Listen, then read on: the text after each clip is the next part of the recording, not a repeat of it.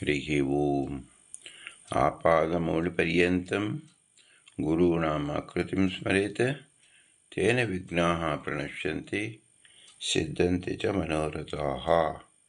श्रीगुरुभ्यो नमः। परमगुरुभ्यो नमः। श्रीमदानन्दतीर्थभगवत्पादाचार्यगुरुभ्यो नमः।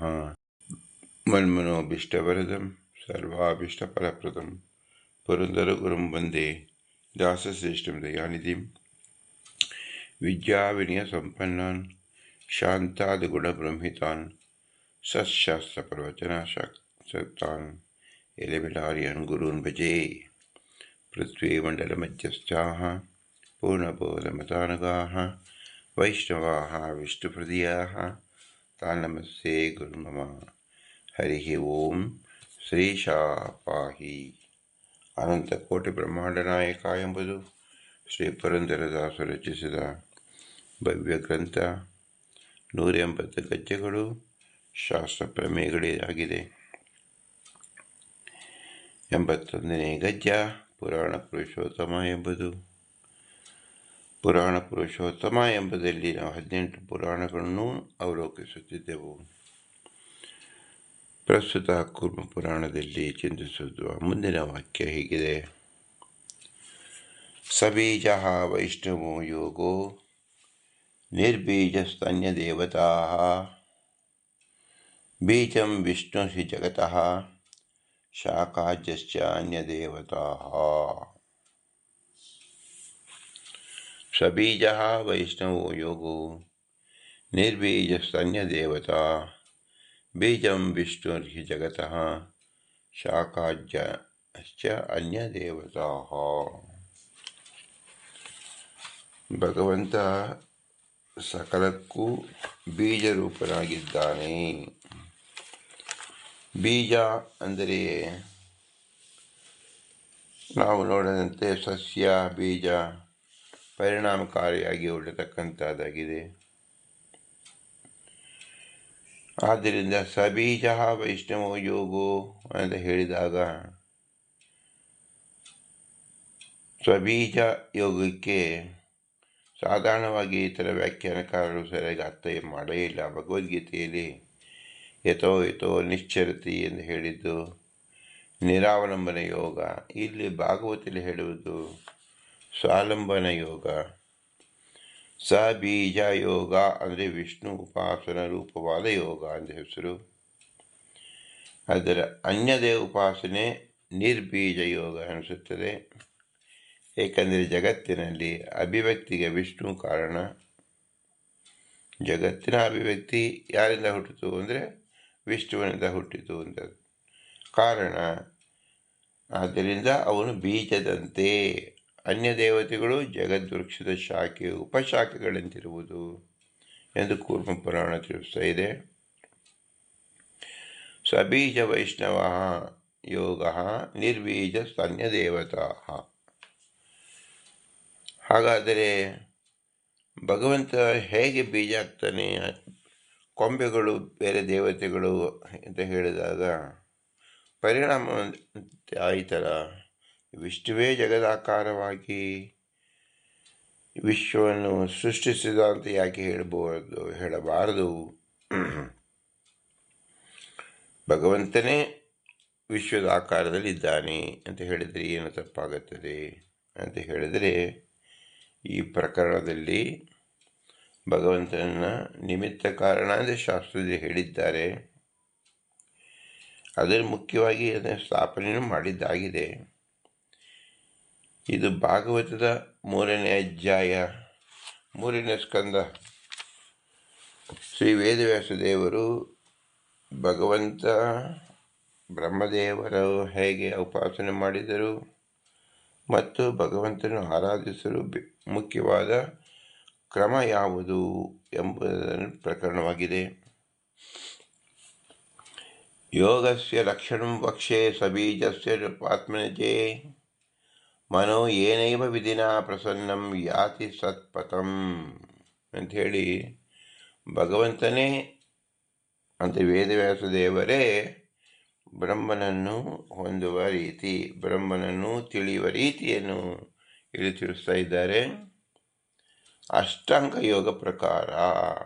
ಇದಕ್ಕೆ ಅಂತ ಹೆಸರು ಜ್ಞಾನ ಶಕ್ತಿ ಸಾಧನವಾದ ಅಂತ ಹೇಳ್ತಾ ಇದ್ದಾರೆ. ಇದನ್ನು ಭಗವಂತ ತಿಳಿಸ್ಕೊಡ್ತಾ ಇದ್ದಾರೆ.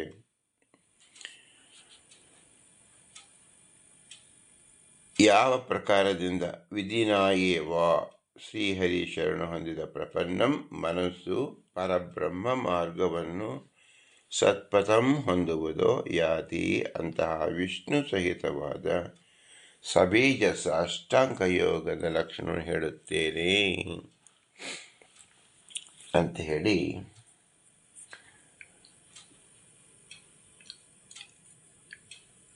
ಭಗವಂತನ ಆದೇಶವಿದೆ. ಆದ್ದರಿಂದ ಸಬೀಜ ವೈಷ್ಣವ ಯೋಗೋ ನಿರ್ಬೀಜ ಸನ್ಯದೇವತಾ ಬೀಜಂ ವಿಷ್ಣು ಜಗತಃ ಶಾಖಾಜಶ್ಚಾನ್ಯ ದೇವತಾ ಎಂಬ ಕೌನು ಪುರಾಣದಲ್ಲಿ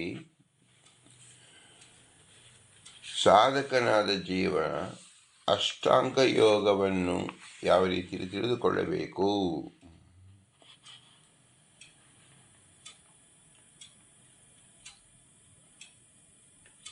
ತನ್ನ ಶಕ್ತಿ ಇದ್ದಷ್ಟು ತನ್ನ ವರ್ಣ ಆಶ್ರಮ ಧರ್ಮವನ್ನು ಹೇಗೆ ಆಚರಿಸಬೇಕು, ಧರ್ಮದಂತೆ ತೋರುವ ಶಾಸ್ತ್ರ ನಿಷಿದ್ಧವಾದ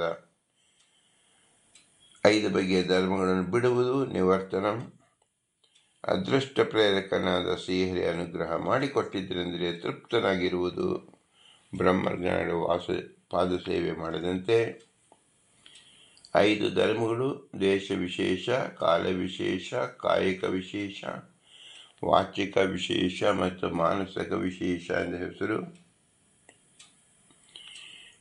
ಇದನ್ನು ಒಟ್ಟಾಗಿ ಯೋಗ ಅಂತ ಹೇಳ್ತಾ ಇದ್ದಾರೆ. ಈ ಯೋಗದಿಂದ ಭಗವಂತನೆಂಬ ಬೀಜವನ್ನು ಭಗವಂತನನ್ನು ಆರಾಧನೆ ಮಾಡುವ ಕ್ರಮವನ್ನು ಹೇಳುತ್ತಿದ್ದಾರೆ. ಗ್ರಾಮ್ಯ ಧರ್ಮಂ ನಿವೃತ್ತಿಶ್ಚ ಮೋಕ್ಷ ಧರ್ಮ ರತಿಸ್ತತಃ ಮಿತಮೇಧಾಜ್ಯೇರಂ ತತ್ವತ್ ವಿವಿಕ್ತ ಕ್ಷೇತ್ರ ಸೇವನಂ. ಶಬ್ದಾದಿ ವಿಷಯಗಳನ್ನು ಸೇವಿಸುವುದರಲ್ಲಿ ಆಸಕ್ತಿಯನ್ನು ಬಿಡುವುದು, ಹಾಗೆಯೇ ಮೋಕ್ಷಕ್ಕೆ ಕಾರಣವಾದ ನಿವೃತ್ತಿ ಧರ್ಮದಲ್ಲಿಯೇ ಆಸಕ್ತಿಯನ್ನು ಹೊಂದುವುದು, ಯಾವಾಗಲೂ ಶಾಸ್ತ್ರೀಯವಾಗಿ ಶ್ರೀಹರಿಗೆ ಸಮರ್ಪಿಸುವ ಆಹಾರವನ್ನು ಮಿತವಾಗಿ ಸೇವಿಸುವುದು, ಮಿತಮೇಧಾಚ್ಯಶನಂ ಶ್ರೀಹರಿ ಸನ್ನಿಧಾನಯುಕ್ತವಾದ ಕ್ಷೇತ್ರವನ್ನು ಸೇವಿಸುವುದು, ಆಹಾರಕ್ಕೆ ಅರ್ಧ ಭಾಗ, ವಾಯು ಸಂಚಾರಕ್ಕೆ 1 ಕಾಲಭಾಗ, ನೀರಿಗಾಗಿ ಕಾಲಭಾಗ, ಹೀಗೆ ಸೇವಿಸೋದಕ್ಕೆ ಮಿತ ಎಂದ ಹೆಸರು. ಅಹಿಂಸಂ ಸತ್ಯಮಸ್ತೇಯಂ ಯಾವದರ್ಥ ಪರಿಗ್ರಹ ಬ್ರಹ್ಮಚರ್ಯಂ ತಪಶ್ಚೌತಂ ಸ್ವಾಧ್ಯಾಯ ಪುರುಷಾರ್ಚನಂ. ಶಾಸ್ತ್ರ ನಿಷಿದ್ಧ ಹಿಂಸೆಯನ್ನು ಮಾಡದಿರುವುದು, ಜಗತ್ತು ಮಿಥ್ಯ ಎಂಬ ವಾದವನ್ನು ಬಿಡುವುದು, ಭೂತಗಳಿಗೆ ಹಿತವಾಗಿರುವ ಮಾತುಗಳನ್ನು ಹೇಳುವುದು, ಯಜಮಾನ ಅಪ್ಪಣೆಯನ್ನು ಪಡೆಯುವ ಹುಲ್ಲಿನ ಎಸಳನ್ನೂ ತೆಗೆದುಕೊಳ್ಳದಿರುವುದು, ಅಸ್ತೇಯಂ ಶರೀರದ ಪೋಷಣೆ ಸಾಕಾಗುವಷ್ಟೇ ಪದಾರ್ಥವನ್ನು ಸ್ವೀಕರಿಸುವುದು, ಪರಿಗ್ರಹ ಪ್ರಿಯರಾದ ಪುರುಷರನ್ನು ಸ್ತ್ರೀಯರನ್ನು ಸ್ಮರಿಸುವುದು, ಕೀರ್ತಿಸುವುದು, ಆಟವಾಡುವುದು, ನೋಡುವುದು, ಗುಟ್ಟಾಗಿ ಮಾತಾಡುವುದು, ಸಂಕೇತ ಕೊಡುವುದು, ತೀರ್ಮಾನಿಸುವುದು ಮತ್ತು ಕಾರ್ಯ ನೆರವೇರಿಸುವುದು, ಇತರ ಸ್ತ್ರೀ ಪುರುಷರಲ್ಲಿ ಈ 8 ಬಗೆಯ ಮೈತನದಿಂದಲೂ ದೂರವಿರುವುದು ಬ್ರಹ್ಮಚರ್ಯ. ತಪಃ ತಪಸ್ಸು, ಉಪವಾಸ ಇವೇ ಮೊದಲಾದ ತತ್ವಗಳನ್ನು ಆಲೋಚಿಸುವುದು, ಒಳಗು ಹೊರಗು ಶುದ್ಧಿಯಾಗಿರುವುದು ಬ್ರಹ್ಮಯಜ್ಞ. ವೇದ ಮತ್ತು ತಂತ್ರಗಳಲ್ಲಿ ಹೇಳಿರುವಂತೆ ಶ್ರೀಹರಿಯನ್ನು ಪೂಜಿಸುವುದು.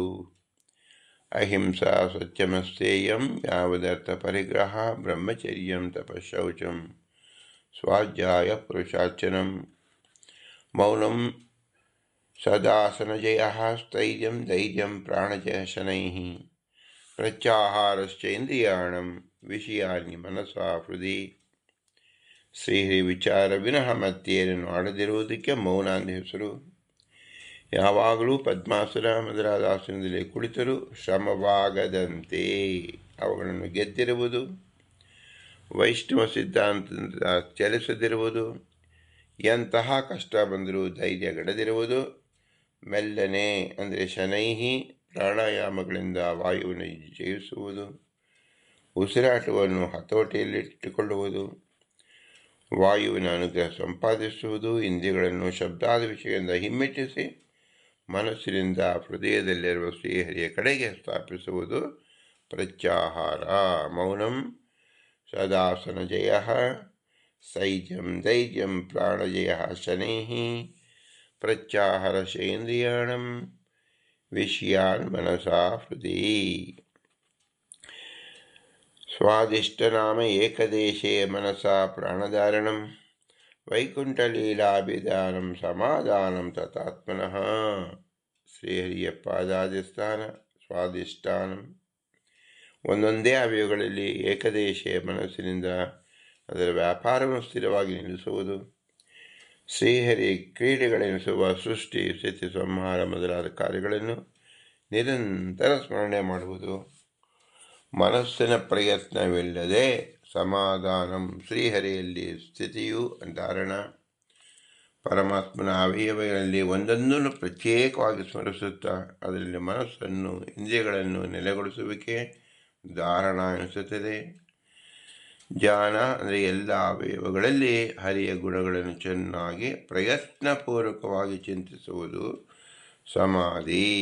ಅಪ್ರಯತ್ನವಾಗಿ ಮನಸ್ಸನ್ನು ಹರಿಯಲ್ಲಿ ನೆಲೆಗೊಳಿಸುವುದು ಎಂದರ್ಥ. ಸಮಾಧಿ ಅಪ್ರಯತ್ನೇನ ಮನಸಃ ಸಂಸ್ಥಿತಿರ್ಭವೇತ್ ಎಂದು ಶ್ರೀಮದಾಚಾರ್ಯರು ತಿಳಿಸಿದ್ದಾರೆ. ಪ್ರಯತ್ನಪೂರ್ವಕವಾದದ್ದು ಧ್ಯಾನ, ಅದು ಧ್ಯಾನವೆನಿಸುತ್ತದೆ. ಅಪ್ರಯತ್ನವಾಗಿ ಧ್ಯಾನಿಸುವುದು ಸಮಾಧಿ ಎನಿಸುತ್ತದೆ. ಏತೈ ಅನ್ಯಶ್ಚ ವಿಧಿರ್ಮನೋಃ ದುಷ್ಟತಂ ಸತ್ಪಥಂ ಬುದ್ಧಾಯುಂಜೇತ ಶನೈಃ ಜಿತ ಪ್ರಾಣೋ ಕೃತೇಂದ್ರಿತಃ. ಈ ಹೇಳಿದ ಸ್ವಧರ್ಮಾಚರಣೆಯ ಮೊದಲಾದ ಏತೈ ಇನ್ನೂ ಇತರವಾದ ಮಾರ್ಗದಿಂದ ಬಹುಪತಿಭಿ ವಿಷಯಗಳ ಸೇವನೆಯಿಂದ ದುಷ್ಟವಾದ ಅದರಿಂದಲೇ ಕೆಟ್ಟ ಮಾರ್ಗದಲ್ಲಿ ಹೋಗುತ್ತಿರುವ ಅಸತ್ಪಥಂ ಮನಸ್ಸನ್ನು ಆಲಸ್ಯ ಮಾಡದೆ ಅತಂದ್ರಿತ ಇಂದ್ರಿಯನ್ನು ಗೆದ್ದು ಮೆಲ್ಲನೆ ಬುದ್ಧಿಯಿಂದ ಶ್ರೀಹರಿ ಧ್ಯಾನದಲ್ಲಿ ತೊಡಗಿಸಿಕೊಳ್ಬೇಕು. ಯುಂಜೀತ ಶುಚೌ ದೇಶೆ ಪ್ರತಿಷ್ಠಾಪ್ಯ ವಿಚಿತಾಸನಾಸನಂ ತಸ್ಮಿನ್ ಸ್ವಸ್ತಿಕಾಸನಂ ರುಜುಕಾಯ ಸಮಭ್ಯಸೇತ್. ಯೋಗಾಭ್ಯಾಸವನ್ನು ಮಾಡುವ ರೀತಿಯನ್ನು ಹೇಳ್ತಾ ಇದ್ದಾರೆ ಭಗವಂತ. ಪರಿಶುದ್ಧವಾದ ಪ್ರದೇಶದಲ್ಲಿ ಹೆಚ್ಚು ಎತ್ತರವೂ ತಗ್ಗು ಇರದ ಪೀಠದಲ್ಲಿ ಸ್ಥಿರವಾಗಿ ಸ್ಥಾಪಿಸಿ ಆಸನ ಜಯ ಹೊಂದಿದ ಯೋಗಿ ವಿಜಿತಾಸನ ಎಂದ ಹೆಸರು. ಆ ಪೀಠದಲ್ಲಿ ತಸ್ಮಿನ್ ಸ್ವಸ್ತಿಕ ಮೊದಲಾದ ಆಸನದಲ್ಲಿ ಕುಳಿತು ನೆಟ್ಟಗಿರುವ ದೇಹವುಳ್ಳವನಾಗಿ ರುಜುಕಾರ್ಯ ಯೋಗವನ್ನು ಅಭ್ಯಾಸ ಮಾಡಬೇಕು ಎಂದರ್ಥ. ಭಗವಂತನ ಆರಾಧನೆ ಮಾಡತಕ್ಕಂಥದ್ದು ಯೋಗ ಎಂದ ಹೆಸರು. ಪ್ರಾಣಸ್ಯ ಶೋಧಯನ್ಮಾರ್ಗಂ ಪೂರಕ ಕುಂಭಕ ರೇಚಕೈ ಪ್ರತಿಲುಕೂಲೇನ ಸ ಚಿತ್ತಂ ಯಥಾ ಸ್ಥಿರಂ ಅಚಂಚಲಂ. ಮನಸ್ಸು ಸ್ಥಿರವಾಗಿ ಅಚಂಚಲಂ ಹೇಗೆ ಯಥಾ ಇರಬಲ್ಲದೋ ಸ್ಥಿತಂ ಹಾಗೆ ಶ್ವಾಸ ವಾಯುವಿನ ಪ್ರಾಣಸ್ಥ ಮಾರ್ಗದಿಂದ ವಾಯುವನ್ನು ಒಳಗೆ ಎಳೆದುಕೊಳ್ಳುವುದು ಪೂರಕ, ಹಾಗೆ ಎಳೆದುಕೊಂಡ ವಾಯುವನ್ನು ಒಳಗೆ ಇಟ್ಟುಕೊಳ್ಳುವುದು ಕುಂಭಕ, ವಾಯುವನ್ನು ಹೊರಗೆ ಬಿಡುವುದು ರೇಚಕ. ಇವುಗಳಿಂದ ಪರಿಶುದ್ಧಗೊಳಿಸಬೇಕು. ಮನೋ ಅಚಿರಾತ್ ಸ್ಯಾದ್ವಿರಜಂ ಜಿತಶ್ವಾಸಸ್ಯ ಯೋಗಿನಃ ವಾಯು ಅಗ್ನಿಭ್ಯಾಂ ಯಥಾ ಲೋಹಂ ಜಾತ್ಮ ಚದತಿ ವೈಮಲಂ. ಪ್ರಾಣಾಯಾಮದ ಫಲ ಏನು ಅಂದರೆ ಹೇಗೆ ವಾಯು ಮತ್ತು ಬೆಂಕಿಗಳಿಂದ ಶುದ್ಧಗೊಳಿಸಲ್ಪಟ್ಟ ಲೋಹಧಾತು ಜಾತ್ಮಂ ತನ್ನ ಕೊಳೆಯನ್ನು ಬಿಡುವುದು ಚದತಿ, ಹಾಗೆ ಪ್ರಾಣಾಯಾಮದಿಂದ ಶ್ವಾಸವನ್ನು ವಶಪಡಿಸಿಕೊಂಡ ಯೋಗಿ ಮನಸ್ಸು ಸ್ವಲ್ಪ ಕಾಲದಲ್ಲಿಯೇ ಅಚಿರಾತ್ ರಜೋಗುಣದಿಂದ ವಿರಜಂ ರಹಿತರಾಗಿ ಆಗುವುದು ಸ್ಯಾತ್. ಮನೋಯೋಗ ಅಂದರೆ ಯೋಗದ ಮುಖ್ಯ ಪ್ರಯೋಜನ ಏನು ಅಂದರೆ ಅಂತಃಕರಣ ಶುದ್ಧಿ. ನಾವು ಹೊರಗಿನ ಪಾತ್ರೆಯನ್ನು ಹುಣಸೆಹಣ್ಣು, ನೀರು, ಮಣ್ಣು, ಬೂದಿ ಇದೆಲ್ಲವನ್ನಿಂದ ಹಾಕಿ ನಾವು ಉಜ್ಜಿ ತೊಳೆಯುತ್ತೇವೆ, ಅದು ಶುದ್ಧವಾಯಿತು ಎಂಬುದು ತಿಳಿಯುತ್ತೇವೆ. ಆದರೆ ಒಳಗಿನ ಕರಣಗಳು ಅಂತಃಕರಣಗಳು ಅದು ಶುದ್ಧಿಯಾಗಬೇಕಾದ್ರೆ ಏನು ಮಾಡಬೇಕು? ರೇಚಕ, ಪೂರಕ, ಕುಂಭಕ ಎಂಬುದೇ ನೀರು, ಹುಣಸೆಹಣ್ಣು ಮಣ್ಣಿನಂತೆ ನಾವು ಒಳಗಡೆ ಇರತಕ್ಕಂಥ ಕೊಳಕನ್ನು, ಮಲವನ್ನು ಹೊರಗೆ ಹಾಕಬೇಕು ಎಂಬುದೇ ಯೋಗದ ಮುಖ್ಯ ಅಂಗ. ಪ್ರಾಣಾಯಾಮೈ ದೇಹಯದ್ದೋಷಾನ್ ಧಾರಣಾಭಿಶ್ಚ ಕಿಲ್ಬಿಷಾನ್ ಸತ್ಪ್ರತ್ಯಾಹಾರೇಣ ಸಂಸರ್ಗಾನ್ ಜಾನೇನ ಈಶ್ವರನ್ ಗುಣಾನ್. ಪ್ರಾಣಾಯಾಮಗಳಿಂದ ರಾಗ ಮೊದಲಾದ ದೋಷಗಳನ್ನು, ಧಾರಣೆಯಿಂದ ಜನ್ಮಾಂತರಗಳಲ್ಲಿ ಗಳಿಸಿದ ಪಾಪವನ್ನು, ಪ್ರತ್ಯಾಹಾರದಿಂದ ದುರ್ಜನರ ಸಹವಾಸದಿಂದ, ಸಂಸರ್ಗಾತ್ ಬಂದ ಪಾಪಗಳನ್ನು, ಜ್ಞಾನದಿಂದ ಅಣಿಮಾದಿ ಐಶ್ವರ್ಯಕ್ಕೆ ವಿರುದ್ಧಗಳಾದ ಅನೀಶ್ವರಾನ್ ಪ್ರಾಕೃತ ಗುಣಗಳಾದ ಸತ್ವ ಮೊದಲಾದ ಗುಣಗಳನ್ನು ನಾಶ ಮಾಡಬೇಕು. ಪ್ರಾಣಾಯಾಮದಿಂದ ಕೇವಲ ಈ ಜನ್ಮದಲ್ಲಿ ಮಾಡಿದ ದೋಷವಲ್ಲ, ಜನ್ಮಾಂತರದಲ್ಲಿ ಮಾಡಿದ ದೋಷವನ್ನೂ ಸಹ ನಾವು ಅದರಿಂದ ಮುಕ್ತರಾಗಬಹುದು ಎಂಬುದಂತಾಗಿ ಶ್ರೀ ವೇದವ್ಯಾಸರು ತಿಳಿಸ್ತಾ ಇದ್ದಾರೆ. ಪ್ರಾಣಾಯಾಮೈ ದಹೇದ್ ದೋಷಾನ್ ಧಾರಣಾಭಿಶ್ಚ ಕಿಲ್ಬಿಷಾನ್ ಪ್ರತ್ಯಾಹಾರೇಣ ಸಂಸರ್ಗಾನ್ ಜಾನೇನ ಅನೀಶ್ವರಾನ್ ಗುಣಾನ್ ಎಂಬ ಶ್ಲೋಕದಿಂದ ಯದಾ ಮನಸ್ಸ್ವನ್ವಿರಜಂ ಯೋಗೇನ ಸುಸಮಾಹಿತಂ ಕಾಷ್ಟಾಂ ಭಗವತೋ ಜಾಗೇತ್ ಸ್ವ ಅನುಸ ಅಗ್ರಾವಲೋಕನಂ.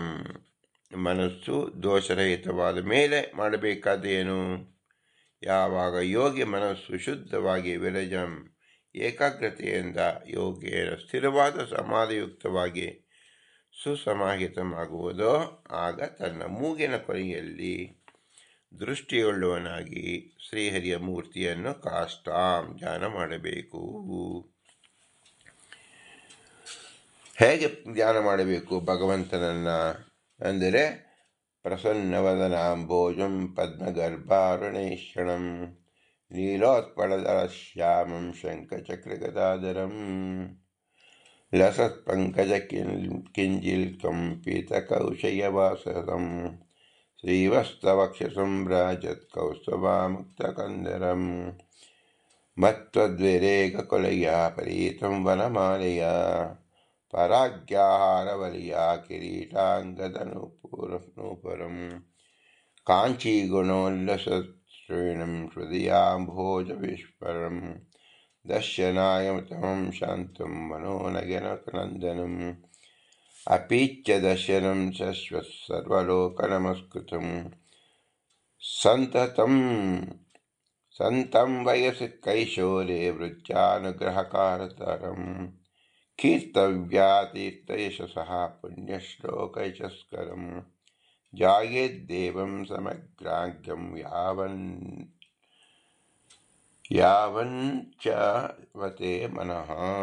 ಎಲ್ಲಿವರೆಗೆ ಮನಸ್ಸು ಶ್ರೀಹರಿ ಧ್ಯಾನದಿಂದ ಸರಿಯುವುದಿಲ್ಲವೋ ನಚ್ಯವತೆ ಅಲ್ಲಿಯವರೆಗೆ ಪ್ರಸಾದಯುಕ್ತವಾದ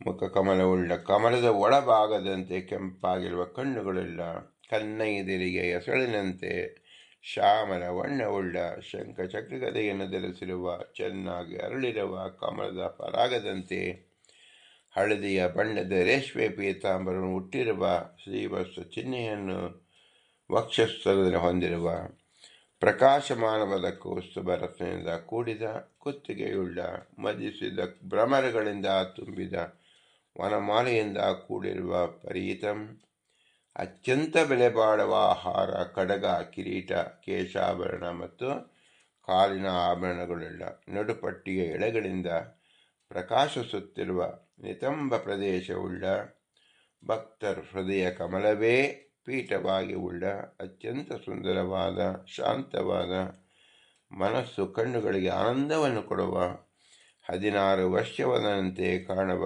ಅಪೀಚ್ಛ ದರ್ಶನಂ ಯಾವಾಗಲೂ ಎಲ್ಲ ಜನರಿಂದಲೂ ನಮಸ್ಕಾರ ಮಾಡಿಸಿಕೊಳ್ಳುವ ಸ್ವತಃ 12 ವರ್ಷದ ವಯಸ್ಸಿನಲ್ಲಿ ಕೈಶೋಕೆ ವಯಸ್ಸಿ ಇರುವ ಭಕ್ತರಲ್ಲಿ ಅನುಗ್ರಹ ಮಾಡಬೇಕೆಂಬ ಕುತೂಹಲದಿಂದ ಕೂಡಿದ ಎಲ್ಲರಿಂದಲೂ ಕೀರ್ತಿಸಲ್ಪಡುವ ಪರಿಶುದ್ಧವಾದ ಯಶಸ್ಸುಳ್ಳ ಪವಿತ್ರ ಕೀರ್ತಿವಂತರಾದ ಬ್ರಹ್ಮ ಮೊದಲಾದ ದೇವತೆಗಳಿಗೆ ಸೃಷ್ಟಿ ಮೊದಲಾದ ಕಾರ್ಯಗಳಿಂದ ಯಶಸ್ಸನ್ನು ತಂದುಕೊಡುವ ಎಲ್ಲ ಅವಯವಗಳಿಂದ ಕೂಡಿದ ಶ್ರೀಹರಿಯನ್ನು ಧ್ಯಾನ ಮಾಡಬೇಕು.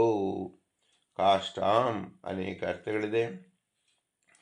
ಇಲ್ಲಿ ವಿವಕ್ಷಿತವಾದ ಸರ್ವಗುಣದಿಂದ ಉತ್ಕೃಷ್ಟವಾದ ಶ್ರೀಹರಿಯ ಸ್ವರೂಪ ಇದನ್ನು ತಿಳಿಸಿದಂತೆ ಆಯಿತು. ಪ್ರಾಣಾಯಾಮ ಮತ್ತು ಯೋಗದಿಂದ ಪ್ರಾಣಾಯಾಮದಿಂದ ಮನಸ್ಸು ನಿಶ್ಚಿತವಾದಾಗ ಭಗವಂತನ ರೂಪವನ್ನು ಕಾಣುವುದು ಎಂದರ್ಥ. ಸ್ಥಿತಂ ವ್ರಜಂತಮಾಸೀನಂ ಶಯನಂ ವಾಗುಹಾಶಯಂ ಪ್ರೇಕ್ಷಣೀಯಂ ಹಿತಂ ಜಾಯೇತ್ ಶುದ್ಧ ಭಾವೇನ ಚೇತಸಾ. ಯಾವ ವಿಷಯ ಆಲೋಚನೆಯಿಂದ ದುಷ್ಟವಾಗದಿರುವ ಶುದ್ಧ ಭಾವೇನ ಮನಸ್ಸಿನಿಂದ ಹೃದಯದಲ್ಲಿರುವ ಜೀವ ಸಹಿತನಾಗಿ ಪಂಚಪ್ರಾಣಗಳೊಂದಿಗೆ ವ್ರಜಂತಂ ಹೋಗುತ್ತಿರುವ ಮಲಗಿರುವ ನಿದ್ರೆಯ ಕಾಲದಲ್ಲಿ ಹೃದಯ ಗುಹೆಯಲ್ಲಿ ವಾಸಿಸುವ ಶ್ರೀಹರಿಯನ್ನು ಧ್ಯಾನ ಮಾಡಬೇಕು ಎಂಬತಕ್ಕಂಥದ್ದು ಪ್ರಾಣಾಯಾಮದ ಅತಿ ಮುಖ್ಯ ಅಂಗ. ತಸ್ಮಿನ್ ಲಬ್ಧ ಪದಂ ಚಿತ್ತಂ ಸರ್ವಾವಯ ಸಂಸ್ಥಿತಂ ವಿಲೋಕ್ಯಶ್ಚ ಸಂಯಮ್ಯಾಂ ಜಾಯೇದಂಗೆ ಭಗವತೋ ಮನಿಃ. ಎಲ್ಲ ಅವಯವದ ಧ್ಯಾನ ಸಾಧ್ಯವಿಲ್ಲದಿದ್ದರೆ ಒಂದೊಂದು ಅವಯವದ ಧ್ಯಾನವನ್ನು ಮಾಡಬೇಕು. ಮನನಶೀಲನಾದ ಮುನಿ ಶ್ರೀಹರಿಯಲ್ಲಿ ತಸ್ಮಿನ್ ಸಮಸ್ತ ಅವಯವಗಳಲ್ಲಿಯೂ ಆಸ್ಪದವನ್ನು ಹೊಂದಿದ ಲಬ್ಧ ಪದಂ ಎಲ್ಲ ಅವಯವನ್ನು ವ್ಯಾಪಿಸಿಕೊಂಡಿರುವ ತನ್ನ ಮನಸ್ಸನ್ನು ನೋಡಿ ವಿಲಕ್ಷ್ಯ ಎಲ್ಲವನ್ನು ಒಟ್ಟಿಗೆ ಧ್ಯಾನ ಸ್ಮರಣೆ ಮಾಡಲು ಅಶಕ್ತನಾದಲ್ಲಿ ಶ್ರೀಹರಿಯ ಪಾದದಿಂದ ಹಿಡಿದು ಏಕತ್ರ ಅಂಗೇ ಶಿರಸ್ಸಿನವರೆಗೂ ಒಂದೊಂದೇ ಅವಯವದಲ್ಲಿ ಭಕ್ತಿಯಿಂದ ಮನಸ್ಸನ್ನು ಸೇರಿಸಬೇಕು. ಸಂಯುಜ್ಯಾತ್ ಧ್ಯಾನ ಮಾಡಬೇಕು ಅಂತ ಹೆಸರು. ಹೇಗೆ ಮಾಡಬೇಕು ಎಂಬುದನ್ನು ಶ್ರೀಮದಾನಂದ ತೀರ್ಥರು ಭಾಷ್ಯ ರೂಪದಲ್ಲಿ ಬರೆದಿದ್ದಾರೆ. ಸರ್ವಸ್ಮರಣ ಶಕ್ತಾವೇಕಾಂಗೇ ಯಾವಂಚವತೆ ಮುನಿ ಇತ್ಯುಕ್ತತ್ವಾತ್ ಸರ್ವಂ ಸ್ತತು ಅಶಕ್ತಸ್ತನ್ ಏಕಾಂಗೇ ಚಿಂತೆಯೇದ್ ಬುಧಃ ಇತಿ ಛ. ಮನಸ್ಸು ವಿಚಲಿತವಾಗದ ತನಕ ಸರ್ವಾವಯ ಧ್ಯಾನ ಮಾಡಬೇಕು. ಮನಸ್ಸು ವಿಚಲಿತವಾಗುತ್ತಿದ್ದರೆ ಏಕಾವಯವ ಧ್ಯಾನ ಮಾಡಬೇಕು, ಹೊರತು ಧ್ಯಾನವನ್ನೇ ನಿಲ್ಲಿಸುವುದಲ್ಲ. ಮತ್ತು ಎಲ್ಲ ಅವಯವವನ್ನು ಧ್ಯಾನಿಸಲು ಅಶಕ್ತನಾದಾಗ ಸಾಧಕ ಒಂದು ಅವಯವನ್ನು ಧ್ಯಾನಿಸಬೇಕು ಎಂದು ಹೇಳಿದೆ. ಹೇಗೆ ಧ್ಯಾನಿಸಬೇಕು? ಸಂಚಿತ್ತಯೇದ್ ಭಗವಚ್ಚರಣಾರವಿಂದಂ ವಜ್ರಾಂಕುಶ ಜ್ವರ ಸರೋಜರ ಲಾಂಛನಾಡ್ಯಂ ಉತ್ತುಂಗರಕ್ತವಿಲಸನ್ ನಖಚಕ್ರವಾಳಂ ಜ್ಯೋತ್ಸ್ನಾಭಿಃ ಆಹತಂ ಹೃದಯಾಂಧಕಾರಂ. ವಜ್ರರೇಖೆ, ಅಂಕುಶರೇಖೆ, ಧ್ವಜರೇಖೆ, ಪದ್ಮರೇಖೆ ಈ ಚಿಹ್ನೆಗಳಿಂದ ಕೂಡಿರುವ ಎತ್ತರವು ಕೆಂಪು ಆಗಿ ಪ್ರಕಾಶಿಸಿರುವ ಉಗುರುಗಳೆಂಬ ಚಂದ್ರ ಮಂಡಲದ ಬೆಳದಿಂಗಳಿಂದ ಮಹಾಂತರೆನಿಸಿದ ಯೋಗಿಗಳ ಹೃದಯದಲ್ಲಿರುವ ಕತ್ತಲೆಯನ್ನು ಹೋಗಲಾಡಿಸುವ ಶ್ರೀಹರಿಯ ಕಮಲದಂತೆ ಇರುವ ಪಾದಗಳನ್ನು ಭಕ್ತಿಯಿಂದ ಚಿಂತನೆ ಮಾಡಬೇಕು. ಸಚಿಂತೆಯೇತ್. ಓಂ ಯತ್ ಏಕಾಗ್ರತಾ ತತ್ರ ವಿಶೇಷಾತ್ ಎಂದು ಬ್ರಹ್ಮಸೂತ್ರದಲ್ಲಿ ಹೇಳಿದ್ದಾರೆ.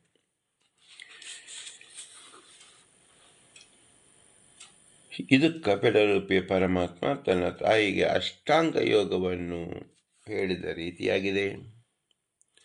ಈ ಅಷ್ಟಾಂಗ ಯೋಗವನ್ನು ಯಾರಲ್ಲಿ ಮಾಡಬೇಕು? ಹೃದಯಸ್ಥನಾಗಿದ್ದ ಭಗವಂತನೇ ಮಾಡಬೇಕು. ಹೇಗೆ ಮಾಡಬೇಕು? ಮೊದಲಿಗೆ ಪ್ರಯತ್ನ, ನಂತರ ಅಪ್ರಯತ್ನ, ತದನಂತರ ಸ್ವಾಭಾವಿಕವಾಗಿ ನಡೆಯಬೇಕು. ಇದು ಹಂತ ಮಜಲುಗಳು. ಇಲ್ಲಿ ಭಗವಂತ ಸ್ವಬೀಜ. ಭಗವಂತನ ಜ್ಞಾನ ಅತ್ಯವಶ್ಯಕವಾಗಿರಬೇಕು. ಆದ್ದರಿಂದ ಕೂರ್ಮ ಪುರಾಣದಲ್ಲಿ ಶ್ರೀ ವೇದ ವ್ಯಾಸದೇವರು ಸಬೀಜ ವೈಷ್ಣವೋ ಯೋಗ, ಯೋಗ ಅಂದರೆ ಯಾವ ಯೋಗಾಸನ, ನಮ್ಮ ದೇಹವನ್ನು ಭಗವನ್ನಲ್ಲಿಗೆ ಸಿದ್ಧ ಮಾಡಿಕೊಳ್ಳುವ ಕ್ರಮ. ಈ ಕ್ರಮದಲ್ಲಿ ಹೇಳುವ ಪ್ರಕರಣದಿಂದ ವಿಷ್ಣುವಿನ ಸ್ಮರಣೆಯೆಂದೇ ಇರಬೇಕು ಎಂಬುದಕ್ಕೋಸ್ಕರವಾಗಿ ಸಬೀಜ ಎಂದು ತಿಳಿಸಿದ್ದಾರೆ. ಇದೆಲ್ಲವನ್ನು ಅನುವಾದ ರೂಪದಲ್ಲಿ ಹೇಳುವುದು ಕೇಳುವುದು ಆದರೆ ಪ್ರಯೋಜನಕಾರಿಯಾಗುವುದಿಲ್ಲ. ಯಾಕೆ ಅಂದರೆ ಶ್ರೀ ಪುರಂದರದಾಸರು ಪುರಾಣ ಪುರುಷೋತ್ತಮ ಎಂದು ಹೇಳಿದ್ದರಿಂದ ಈ ಕೃತಿ ಏನಿದೆ, ಈ ಪ್ರಕೃತಿ ಏನಿದೆ, ನಮ್ಮ ಶರೀರದಲ್ಲೇ ನಡೆಯುತ್ತಿದೆ.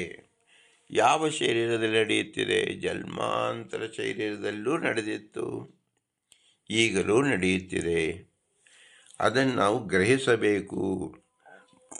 ಭಗವಂತನ ಆರಾಧನೆ ನಾವು ಇಂದು ಮೊಟ್ಟ ಮೊದಲನೇ ದಿನ ಅಂತ ನಾವು ಹೇಳುವುದಕ್ಕೆ ಸಾಧ್ಯವಿಲ್ಲ.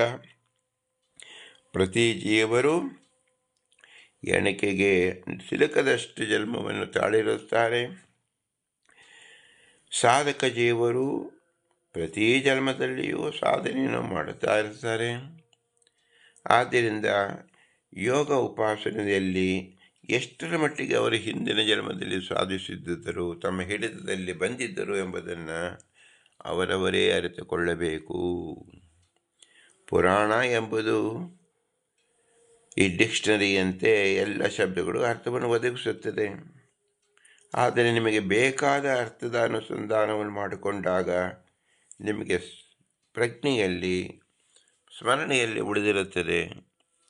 ಅದು ಸಂಶಯ ಬಂದಾಗ ಮಾತ್ರ ಆ ಡಿಕ್ಷನರಿಯನ್ನು ನೀವು ನೋಡಿಕೊಂಡು ಅದನ್ನು ನಿರ್ಧರಿಸಿಕೊಳ್ಳುತ್ತೀರಾ, ಖಚಿತಪಡಿಸಿಕೊಳ್ಳುತ್ತೀರಾ. ಹಾಗೆ ಪುರಾಣ ಎಂಬುದು ಸಾಧಕನ ಡಿಕ್ಷನರಿ. ಭಗವಂತನ ತಿಳಿಯುವ ಶಬ್ದಗಳನ್ನು ನಿರ್ಧಾರ ಮಾಡಿಕೊಳ್ಳಲು ನಾವು ಪ್ರಯಾಣ ಮಾಡುವುದು ಯೋಗ ಅಂತ ಹೆಸರು. ಈ ಯೋಗ ಎಂಬುದು ನಾವು ಮಾತನಾಡುವಾಗ ಪ್ರತಿ ಮಾತನ್ನು ನಾವು ಡಿಕ್ಷನರಿ ಪದಕೋಶಗಳಿಂದ ತೆಗೆದು ಹೊಕ್ಕಿ ಆ ಪದ ಜೋಡಣೆ ಮಾಡುವುದಿಲ್ಲ. ಅದು ಅನಾಯಾಸದಿಂದ ಬರುತ್ತೆ.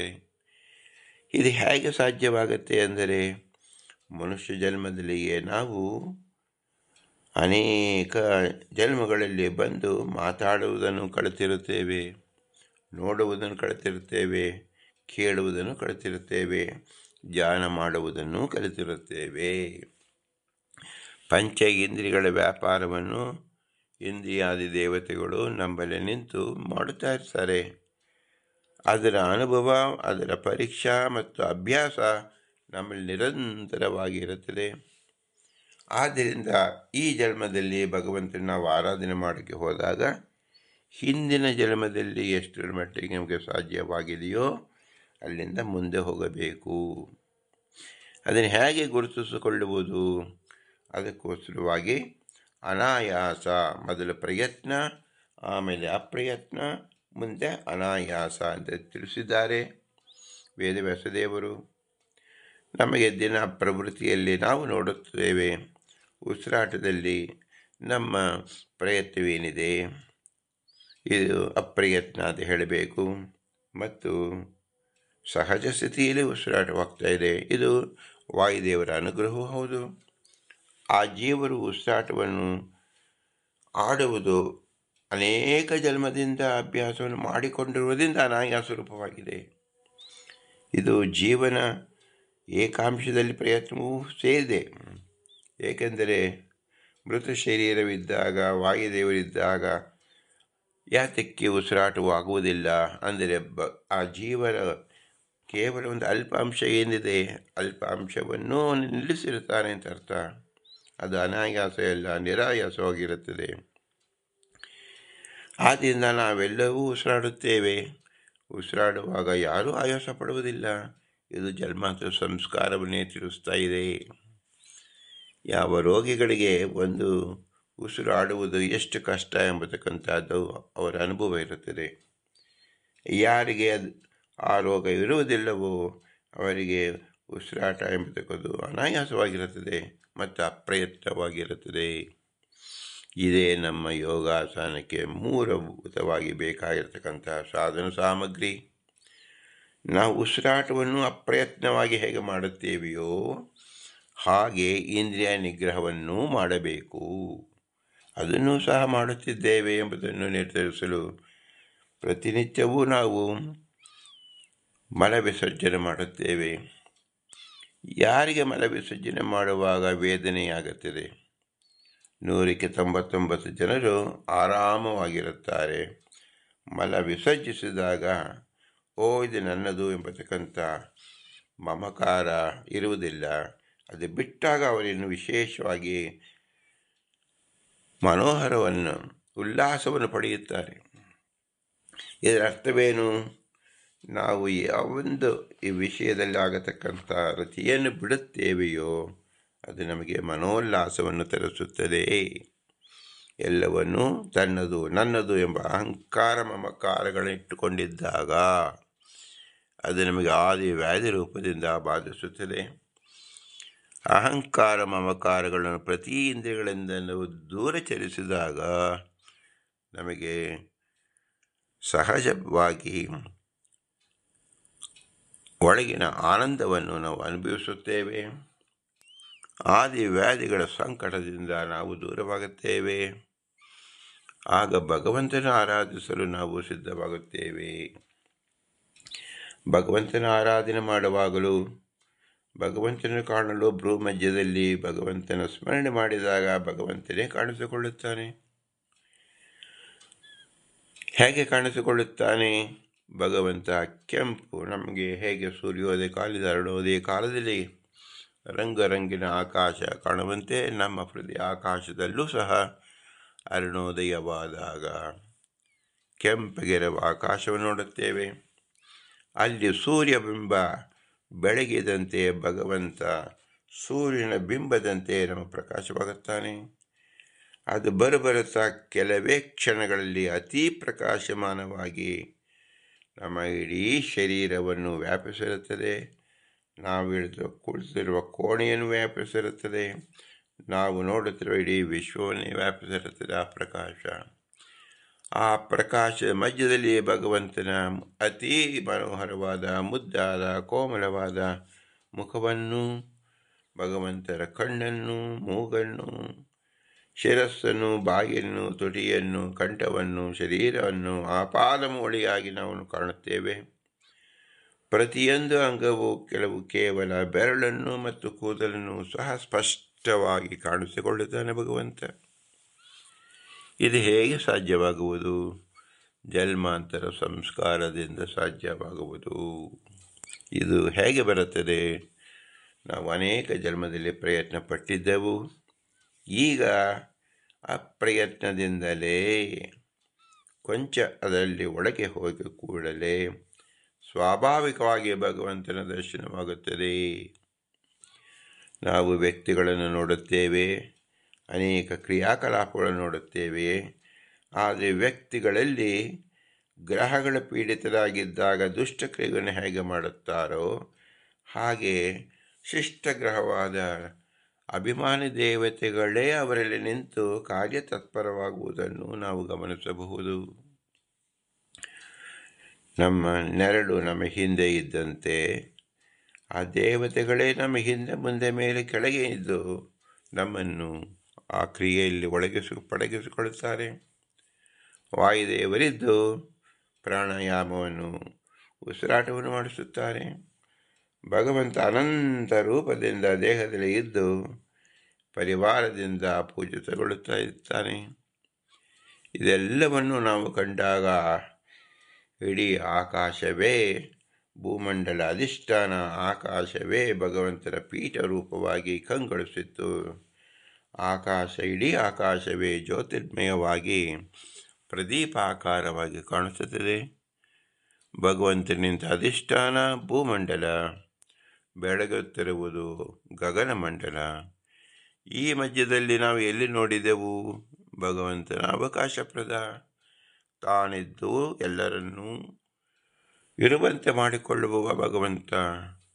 ಆದ್ದರಿಂದ ನಾವು ಭಗವಂತನೊಬ್ಬನನ್ನು ಬಿಟ್ಟು ಬೇರೆ ಏನನ್ನೂ ಕಾಣುವುದೇ ಇಲ್ಲ ಅಂತ ಸ್ಥಿತಿ ಉಂಟಾಗುತ್ತದೆ. ನಾವು ಭೂಮಂಡಲದಲ್ಲಿ ಲಕ್ಷ ಲಕ್ಷ ಕೋಟ್ಯಾಂತರ ವಸ್ತುಗಳು ನೋಡುತ್ತೇವೆ. ಆದರೆ ಭಗವಂತನ ಅಧಿಷ್ಠಾನದಲ್ಲಿ ಭಗವಂತನ ಪ್ರಜ್ಞೆ ಇದ್ದಾಗ ಭಗವಂತನ ಬಿಟ್ಟು ಬೇರೆ ಏನನ್ನೂ ಕಾಣುವುದಿಲ್ಲ, ಚಿಂತಿಸುವುದಿಲ್ಲ, ಆಗುವುದೂ ಇಲ್ಲ. ಇಡೀ ಆಕಾಶದಿಂದ ಪೂರ್ಣವಾಗಿ, ಆಕಾಶ ಎಂಬುದು ನಮ್ಮ ಕಣ್ಣಿನ ನೋಟಕ್ಕೆ ದಾಟಿದಷ್ಟು ಆಕಾಶವಿದೆ. ಆದರೆ ಭಗವಂತ ನಿಂತಾಗ ಇಡೀ ಆಕಾಶವನ್ನೇ ಆಕ್ರಮಿಸಿರುವ ರೂಪ ಭಗವಂತನ ವಿರಾಟ್ ರೂಪ. ಅದನ್ನು ನಾವು ಕೇವಲ ನಮ್ಮ ಸೂರ್ಯನ ಪ್ರತಿಬಿಂಬ ಅಥವಾ ಚಂದ್ರನ ಪ್ರತಿಬಿಂಬದಲ್ಲಿ ನಮ್ಮ ಭ್ರೂಮ ಮಧ್ಯದಲ್ಲಿ ನಾವು ಕಂಡಾಗ ಇಡೀ ವಿಶ್ವವೇ ಆಕ್ರಮಿಸಿದಂತೆ ನಮಗೆ ಭಗವಂತ ತೋರಿಸಿಕೊಳ್ಳುತ್ತಾನೆ. ಇದೆಲ್ಲಕ್ಕೂ ನಾವು ಯಾವ ಕೃತಿಯನ್ನು ಮಾಡಿರುವುದಿಲ್ಲ, ಯಾವ ಪ್ರಯತ್ನವನ್ನು ಮಾಡಿರುವುದಿಲ್ಲ. ಭಗವಂತನೇ ತಾನೇ ತೋರಿಸಿಕೊಂಡು ಇದನ್ನು ಬೇರೆಯವರು ನಾವು ಹೇಳಿಕೊಳ್ಳಲು ಸಾಧ್ಯವಾಗದಷ್ಟು ಅತಿ ವಿಕ್ರಮವಾಗಿ ವಿರೋಚನವಾಗಿ ಕಾಣಿಸಿಕೊಳ್ಳುತ್ತಾನೆ. ಇದೆಲ್ಲವೂ ಪ್ರಾಣಾಯಾಮದ ಫಲರೂಪವೇ ಆಗಿದೆ. ಇದನ್ನು ಶ್ರೀ ವೇದವ್ಯಾಸದೇವರು ಈ ಎಲ್ಲ ಶ್ಲೋಕಗಳಿಂದ ವರ್ಣಿಸಿದ್ದಾರೆ. ಇದೆಲ್ಲಕ್ಕೂ ಸಹ ಪುರಾಣ ಪುರುಷೋತ್ತಮ ಎಂದು ಹೇಳಿದಾಗ ಪುರಾಣ ಪುರುಷೋತ್ತಮನನ್ನು ಯಾವ ರೀತಿ ಚಿಂತಿಸಬೇಕು ಎಂಬುದನ್ನು ಒಂದೇ ವಾಕ್ಯದಲ್ಲಿ ಹೇಳಿರುವುದು ಸಬೀಜ ವೈಷ್ಣವೋ ಯೋಗ. ಭಗವಂತನ ಬೀಜ, ಭಗವಂತನ ಜ್ಞಾನ, ಭಗವಂತನ ಆಕಾರ ನಮ್ಮಲ್ಲಿ ನಿಂತಿದೆ. ಅದು ಬೀಜ ರೂಪವಾಗಿ ಇದೆ. ಅದು ಅಂಕುರಾಕಾರವಾಗಿ ಬೆಳೆಯುತ್ತದೆ, ವೃಕ್ಷಾಕಾರವಾಗಿ ಬೆಳೆಯುತ್ತದೆ. ದಿಗಂಬರವ ದಿಗ್ಗ ಅಂದರೆ ಆಕಾಶವೆಲ್ಲ ತುಂಬುತ್ತದೆ. ಮತ್ತೆ ಒಂದೇ ಕ್ಷಣದಲ್ಲಿ ಏನೂ ಇಲ್ಲದಂತೆ ಮಾಯವಾಗುತ್ತದೆ. ಹೇಗೆ? ಭಗವಂತ ವ್ಯಕ್ತನೂ ಹೌದು, ಅವ್ಯಕ್ತನೂ ಹೌದು. ತನ್ನ ಇಷ್ಟ ಬಂದಲ್ಲಿ ಅನಂತ ರೂಪಗಳನ್ನು ತೋರಿಸುತ್ತಾನೆ, ಮರುಕ್ಷಣದಲ್ಲೇ ಏನೂ ಇಲ್ಲದಂತೆ ತೋರಿಸುತ್ತಾನೆ. ಇದು ಅತಿ ಅದ್ಭುತವಾದ ಭಗವಂತನ ಮಹಿಮೆ. ಇದು ಅಪ್ರಾಕೃತ ರೂಪವೇ. ಏಕೆಂದರೆ ಯಾವುದೇ ಪ್ರಾಕೃತವಾದರೆ ನಮ್ಮ ಬುದ್ಧಿಮಟ್ಟದಲ್ಲಿ ತಿಳಿಸಬಹುದಾಗಿದೆ. ಆದರೆ ಅಪ್ರಾಕೃತನಾದ ಭಗವಂತನನ್ನು ಹೇಗೆ ತಿಳಿಸುವುದು? ಪ್ರಾಕೃತ ಭಾಷೆಯಿಂದ ತಿಳಿಸಲು ಸಾಧ್ಯವಿಲ್ಲ. ಹಾಗಾದರೆ ಅಪ್ರಾಕೃತದ ಕಂಡದ ಹೇಗೆ ಅಂದರೆ, ಪ್ರಾಣಾಯಾಮ 3 ಬಗೆ ಎಂದು ಶಾಸ್ತ್ರ ತಿಳಿಸಿದೆ. ಇದು ಅಪ್ರಯತ್ನವಾಗಿ ಮಾಡಬೇಕು ಎಂಬುದು ನಮ್ಮ ಗುರಿಯಾಗಬೇಕು. ಈ ಗುರಿಗೆ ನಿದರ್ಶನ ಎಲ್ಲಿದೆ? ಅದನ್ನು ಭಗವಂತ ಪ್ರತಿಯೊಬ್ಬ ಜೀವರಿಗೂ ತೋರಿಸಿಕೊಟ್ಟಿದ್ದಾನೆ. ಸ್ವಲ್ಪ ನಿಧಾನವಾಗಿ ಲಾಲಿಸಿ. ನಾವು ಉಸಿರಾಡುವುದನ್ನು ಹುಟ್ಟಿನ ಮೊದಲನೇ ಕ್ಷಣದಿಂದ ನಾವು ಏನೂ ಪ್ರಯತ್ನವಿಲ್ಲದೆ ಉಸಿರಾಡುತ್ತಿದ್ದೇವೆ. ನಾವು ಅನೇಕ ಇತರ ಕೆಲಸಗಳನ್ನು ಮಾಡುವಾಗ ಉಸಿರಿನ ಮೇಲೆ ನಮ್ಮ ಗಮನವೇ ಇರುವುದಿಲ್ಲ. ಆದ್ದರಿಂದ ಅನಾಯಾಸ ಎನಿಸಿತು. ಇದು ಸ್ವಾಭಾವಿಕ ಮತ್ತು ಸಹಜ ಎನಿಸಿಬಿಟ್ಟಿದೆ. ಇದರಂತೆ ನಾವು ಮಧ್ಯದಲ್ಲಿ ಹೊಟ್ಟೆಯಲ್ಲಿ ಅನೇಕ ಪದಾರ್ಥಗಳನ್ನು ಹಾಕಿಕೊಳ್ಳುತ್ತೇವೆ. ಆ ಪದಾರ್ಥದ ಪಚನ ಕ್ರಿಯೆ ನಮಗೆ ಏನೂ ಗೊತ್ತಿಲ್ಲ. ಆಹಾರದ ಒಂದು ಅಗಳು ತಿನ್ನುವಾಗಲೇ ನಮಗೆ ಬಹಳ ಕಷ್ಟಕರವಾಗಿತ್ತು ಶೈಶವಾವಸ್ಥೆಯಲ್ಲಿ. ನಂತರದಲ್ಲಿ ಬಾಲ್ಯಾವಸ್ಥೆಯಲ್ಲಿ ಅದಕ್ಕೆ ಅಂಟುಕೊಂಡವು. ಯೌವನಾವಸ್ಥೆಯಲ್ಲಿ ಅದನ್ನು ವಿಜೃಂಭಿಸಿದವು. ವೃದ್ಧಾವಸ್ಥೆಯಲ್ಲಿ ಕ್ರಮೇಣವಾಗಿ ಅದನ್ನು ಬಿಡುವ ಪ್ರಯತ್ನ ಮಾಡುತ್ತೇವೆ. ಇದನ್ನು ಸಹ ಏನು ತಿಳಿಸ್ಕೊಡ್ತಾ ಇದೆ? ಆಹಾರವನ್ನು ಸ್ವೀಕರಿಸುವ ಕಾರ್ಯದಲ್ಲಿ ನಮ್ಮ ಅಲ್ಪ ಪ್ರಯತ್ನ ಈಗ ಅನಾಯಾಸವಾಗಿ ಊಟ ಮಾಡುವುದು ಎಂದು ವಿಜೃಂಭಣೆ ಉತ್ಸಾಹದಿಂದ ಮಾಡುತ್ತಾರೆಯೇ ಹೊರತು ಯಾರಾದರೂ ಸ್ವಾಭಾವಿಕವಾಗಿ ಬಿಟ್ಟಿದೆ. ಅಲ್ಲಿ ಪ್ರಯತ್ನವೇ ಇಲ್ಲ. ಅಂದರೆ ಆ ಪ್ರಯತ್ನವೂ ಸುಖದಾಯಕವೇ ಆಗಿದೆ. ಅದರಂತೆ ಮಲ ವಿಸರ್ಜನೆ ಎಂಬುದು ಸಹಜ ಕ್ರಿಯೆ, ನೇಚರ್ ಕಾಲ್ ಅಂತ ಹೇಳುತ್ತೇವೆ. ಭಗವಂತನೇ ಮಾಡಿಸುವುದು ಸಹಜವಾದ ಕ್ರಿಯೆ ಅಂತ ಹೇಳುತ್ತೇವೆ. ಇದು 3ರಿಂದಲೇ ನಾವು ತಿಳಿಯಬೇಕು.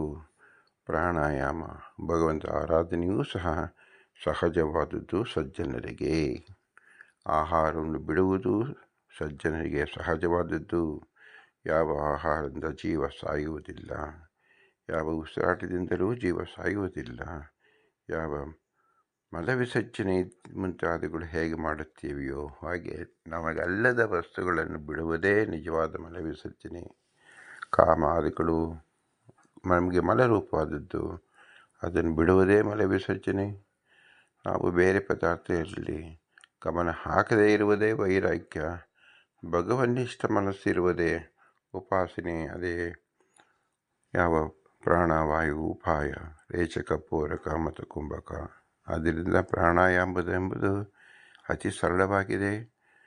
ಪ್ರತಿ ಜೀವನ ಸಹಚರ್ಯವಾಗಿದೆ, ದಿನಚರಿಯಾಗಿದೆ.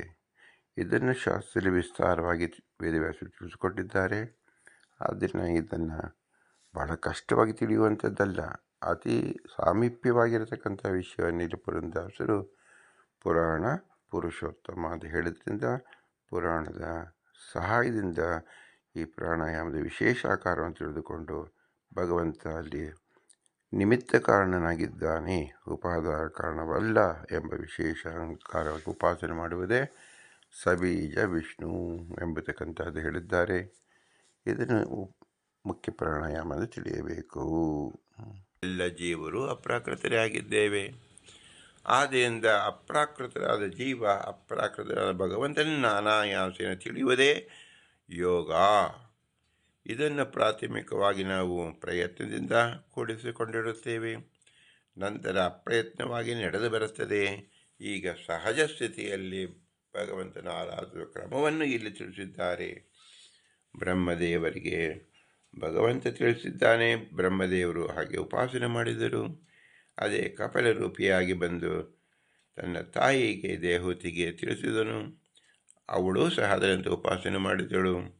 ಆದ್ದರಿಂದ ಕಪಿಲೋಪಾಖ್ಯಾನ ಎಂಬುದು ಧ್ಯಾನದ ವಿಶೇಷವಾದ ಕಾರಣವಾಗಿದೆ. ಕಪಿಲ ಅಂದರೆ ಸೃಷ್ಟಿ ಸ್ಥಿತಿ ಲಯ ಮೂರಕ್ಕೂ ಕಾರಣರಾಗಿರ್ತಕ್ಕಂಥವನು ಭಗವಂತ.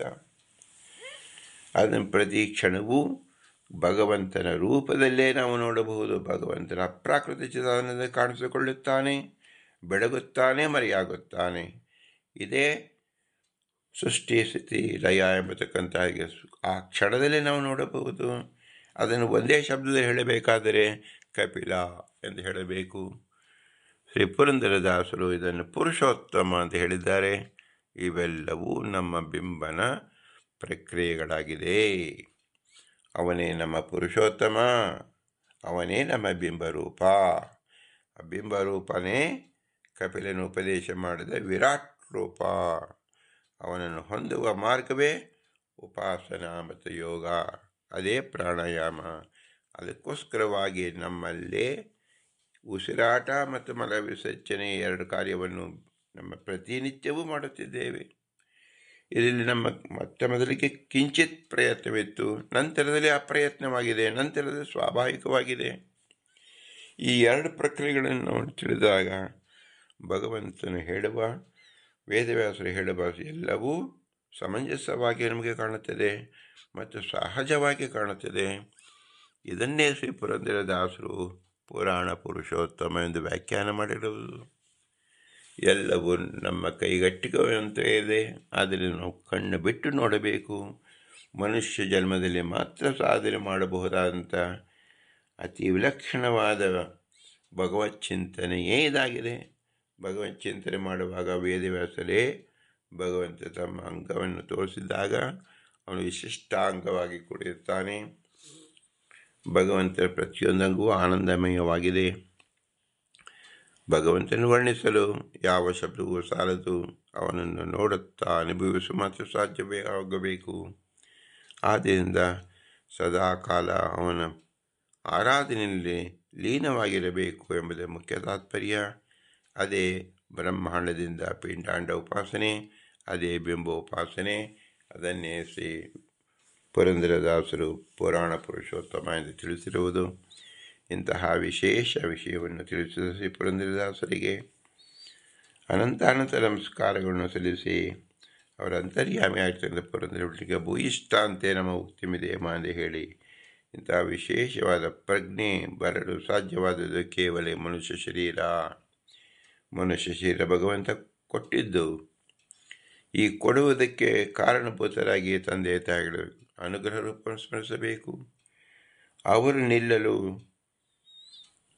ನೆರವಾದ ಗುರು ಹಿರಿಯರನ್ನು ನಾವು ನೆನಪಿಸಿಕೊಳ್ಳಬೇಕು. ಮತ್ತು ತತ್ವಾಭಿಮಾನಿ ದೇವತೆಗಳು ಅಂದು ಇಂದು ಎಂದೆಂದು ಎಲ್ಲೂ ನಮ್ಮಲ್ಲಿ ನಿಂತು ನಡೆಸುತ್ತಿದ್ದಾರೆ. ನಾವು ಅದರ ಪ್ರಕ್ರಿಯೆಯನ್ನು ಪ್ರತಿ ಕ್ಷಣದಲ್ಲೂ ನೋಡಿ ಕೇಳಿ ಆನಂದಿಸಬೇಕು. ಇವರೆಲ್ಲರಲ್ಲಿಯೂ ಮುಖ್ಯ ಪ್ರಾಣ ಅಕಸ್ಮಾದ ವಾಯುದೇವರು ಭಗವಂತನ ಪ್ರಜ್ಞೆಯನ್ನು ಕೊಡುತ್ತಿದ್ದಾರೆ. ಆದ್ದರಿಂದ ಪ್ರಜ್ಞಾ ಯಶಸ್ಸು ಶ್ರೇಯಸ್ಸು ಕೊಡತಕ್ಕಂಥ ಮುಖ್ಯ ಪ್ರಾಣದೇವರು ನಮ್ಮ ಮೂಲ ಗುರುಗಳು. ಅವರನ್ನು ಸ್ಮರಿಸದೇ ಇರಲು ಸಾಧ್ಯವೇ ಇಲ್ಲ. ಆದರೂ ಇವರೆಲ್ಲರೂ ಅಸ್ವತಂತ್ರರು. ಸ್ವತಂತ್ರರಾದ ಲಕ್ಷ್ಮೀನಾರಾಯಣ ಮಾತ್ರ. ಅವರೇ ಇವರೆಲ್ಲರೂ ನಿಂತು ಈ ಕೃತಿಯನ್ನು ಮಾಡಿಸುತ್ತಿರುವುದರಿಂದ ನಾವು ಭಗವಂತನ ದೃಷ್ಟಿಯಲ್ಲಿ ಭಗವಂತನನ್ನೇ ನಾವು ಆರಾಧಿಸಬೇಕು. ಅವರೇ ಪೂರ್ಣದಿಂದ ಅಜ್ಞೇನೆಯ ಸುಪತಾರಾಯಿ ಎಂದು ಹೇಳುವಂತೆ ಎಲ್ಲವನ್ನು ಪ್ರೇರಣೆ ಮಾಡತಕ್ಕಂಥ ಭಗವಂತನಿಗೆ ಭೂಯಿಷ್ಟಾಂತಿ ನಮ ಉಕ್ತಿಮಿದೇಮ, ಭೂಯಿಷ್ಟಾಂತಿ ನಮ ಉಕ್ತಿಮಿದೇಮ, ಭೂಯಿಷ್ಟಾಂತೇ ಉಕ್ತಿಂ ವಿದೇಮ. ಭಾರತೀಯ ರಮಣ ಮುಖ್ಯ ಪ್ರಾಣಾಂತರ್ಗತ ಶ್ರೀಕೃಷ್ಣಾರ್ಪಣಮಸ್ತು. ಹರಿ ಓಂ, ಹರಿ ಓಂ, ಹರಿ ಓಂ.